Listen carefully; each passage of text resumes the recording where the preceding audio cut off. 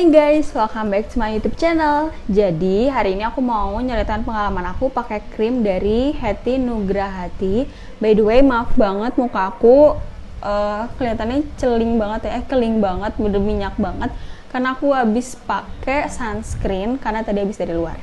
Nah, aku mau langsung aja ceritain tentang pengalaman aku. Jadi saat itu aku lagi ngerasa insecure banget sama diri aku, kulit aku, muka aku, pokoknya segala yang ada di diri aku. Kemudian aku lagi nyari krim-krim apa sih yang bisa bikin aku tuh putih, glowing, dan enak banget tuh dipandang. Aku nanya ke beberapa teman aku yang memang cantik-cantik, dan mereka menjawab krim-krim seperti Sambaimi, Nature Republic, Innisfree, ada juga yang pakai MS Glow, dan yang lain sebagainya.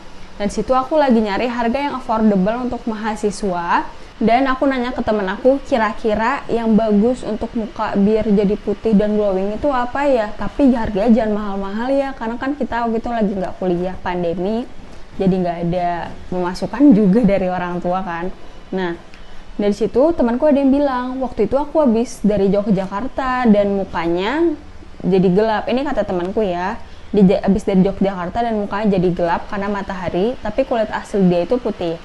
Terus akhirnya dia dapat rekomendasi dari temannya untuk pakai krim HN, dan di situ muka dia jadi beneran putih, bahkan gak nyampe sebulan tuh muka dia jadi putih, glowing, bagus banget ya mukanya. Dan baiknya di dia adalah pada saat berhenti dari krim itu dia sama sekali nggak ketergantungan, nggak kayak orang-orang. Di situ aku jadi keracun banget dan tertarik banget untuk beli. Sampai akhirnya aku beli dan harganya itu ternyata murah, and under 100.000 udah dapet toner, sabun muka, krim pagi sama krim malam. Dan akhirnya aku pakai, tapi aku sambil ngeliat edukasi juga nih mengenai krim abal-abal, mengenai krim-krim yang mengandung hidroquinone, merkuri, dan yang lain sebagainya. Lalu pada saat aku lagi buka-buka nih di Facebook, Twitter, YouTube mengenai krim HN, banyak orang yang bilang bahwa setelah mereka berhenti memakai krim ini, muka mereka jadi breakout banget, rusak banget, jerawat batu di mana-mana, bahkan nggak bisa disembuhin pakai treatment. Dan di situ tuh aku ngeliat kayak, OMG, kalau kulit aku kayak gitu bagaimana gitu. Kan memang efek samping dari setiap skincare itu beda-beda kan. Terus aku baca juga yang tadinya mukanya mulus banget, jadi rusak. Dan udah nggak bisa dibenerin lagi, bisa tapi butuh waktu yang cukup lama, bertahun-tahun untuk terapi wajahnya dia kayak gitu. Dan di situ aku mulai mikir, aku pakai nggak ya. Dan pada saat aku pakai di hari pertama, sabun mukanya tuh ya sama seperti sabun pada umumnya, enak juga dipakai gitu. Tapi yang aku mulai aneh itu pertama tonernya ini baunya alkohol banget, dan baunya ini aduh nggak enak banget sih, aku nggak suka. Dan kalau kalian lihat dari warnanya tuh kayak teh, aku belum pernah ngeliat toner kayak gitu. Terus yang aneh kedua itu aku pakai krim malamnya ini susah banget di apply, jadi kayak aku pakai di sini, aku geser ke sini tuh susah banget, kecuali aku pakai di setiap muka, tapi di setiap sisinya tuh baru bisa. Kemudian aku pakai day creamnya, kalau day creamnya masih bisa dibilang lancar ya, tapi warnanya aneh banget. Tapi aku berusaha positif thinking untuk apa yang aku pakai itu di hari pertama ya, karena pas aku baca reviewnya ada yang buruk, ada yang baik, jadi ada yang kontra, ada yang pro terhadap krim ini gitu. Nah, pada saat aku pakai di hari kedua, muka aku tuh mulai ketarik banget, entah dari sabunnya, tonernya, pokoknya segala macam dari skincare-nya itu bikin muka aku jadi ketarik banget.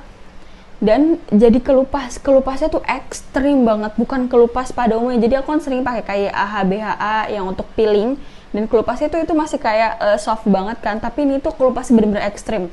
Dan aku ngeliatnya mulai, OMG nih muka aku kayak ileran di seluruh muka loh. Biasanya aku tuh kalau kayak ileran tuh biasanya cuma di bagian sini-sini aja, atau di bagian sini, tapi ini semuanya sampai bawah mataku tuh semuanya kayak ileran. Dan di hari ketiga aku mulai ragu. Akhirnya aku masih baca-baca lagi, dan ternyata lebih banyak orang yang kontra terhadap krim ini, dan ternyata krim ini memang sangat amat berbahaya dibanding pronya. Pronya tuh paling orang-orang yang jualan doang gitu. Dan kalian harus ingat, merkuri ini bisa mempengaruhi rahim kalian, bisa mempengaruhi ginjal kalian dan organ-organ tubuh kalian yang lainnya gitu. Dan akhirnya di hari keempat aku memilih untuk berhenti karena muka aku mulai tertariknya tuh parah banget. Memang aku ngerasa aku pakai hari kedua tuh udah glowing banget, tapi ya itu ketarik banget muka aku dan kayak ileran tuh di mana-mana. Dan akhirnya di situ aku nanya ke dokter wajah, kata dokter mukanya ini, muka aku ini udah iritasi parah dan harus pakai krim yang mengandung zinc. Aku direkomendasikan sama dokter untuk pakai krim bayi dan pakai krim-krim yang ber-BPOM. Karena yang dokter bilang nanti pada saat kita berhenti pemakaian, muka kita tuh bakal hancur banget. Dan ingat ya teman-teman, kita tuh mulus nggak saat itu aja. Jadi dia ini nggak bisa lebih dari 6 bulan. Jadi kayak misalnya kalian pakai sampai 5 bulan, itu jerawat udah bakal keluar padahal posisinya kalian masih pakai krim itu. Jadi kalian tuh belum lepas tapi jerawatnya bakal keluar. Karena krim itu nggak bisa bertahan lama kayak gitu.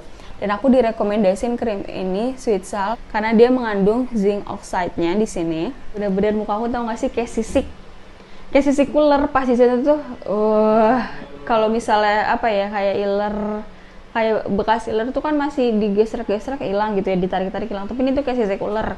Kayak digini-giniin tuh nggak bisa copot karena nempel tapi dia keluar gitu kulitnya.